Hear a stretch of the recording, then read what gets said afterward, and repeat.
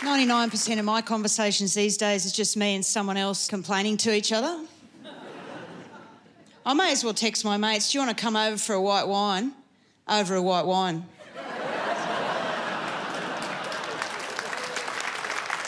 And I got other kinds of mates, don't worry about it. I just find the white ones are up for a whinge and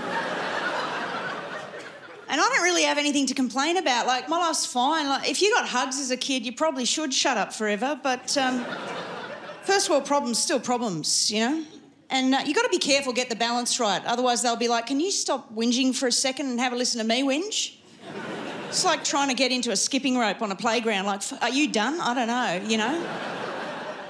It's fun if you can find a wing whinger, someone to remind you of all the shit bits of the story you've left out, you know? Like, what about that thing you hated when we went to that place? Oh, yeah, I hated that thing. Thanks. Yeah.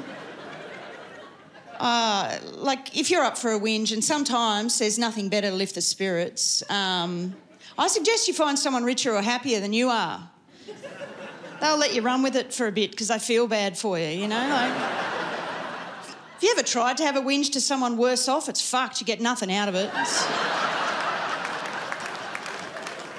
Oh, look, I want my friends to be happy, mainly because then they won't need as much from me. I encourage my mates to do yoga and meditate and see a counsellor. You can outsource care and concern to professionals. Why wouldn't you? You know? Besides, if they feel heard elsewhere, it's more likely they'll listen to my shit.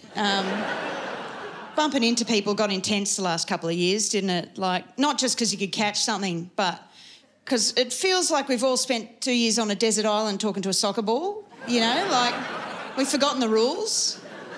Like, if your answer to how you going is one syllable over good thanks, you're doing it wrong, you know? I'm in the cheese aisle at the shops, Jenny. I didn't want to see you, you know? Let's not pretend this is a cosmic sign we should catch up. I didn't want you perving in my shopping basket going, chocolate, looks like someone's having a party. I'm sad, Jenny. Chocolate's not for parties, you know?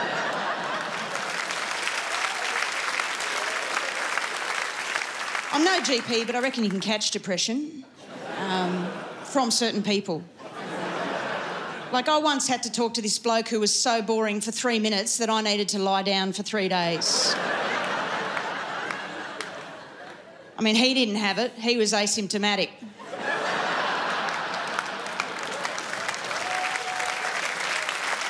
But he gave it to me, you know. He started the conversation by saying, I'm the kind of person who, and if you've ever met someone who says that, you don't need to hear the end of that sentence, do you? You already know. Like, you've taken a subway queue chat and turned it into Australian Story, mate. No one was asking, you know, like... But I get it. Sometimes I overshare. Like, I've been known to walk up to the JB Hi-Fi security guard and just open up my bag like it's customs, you know?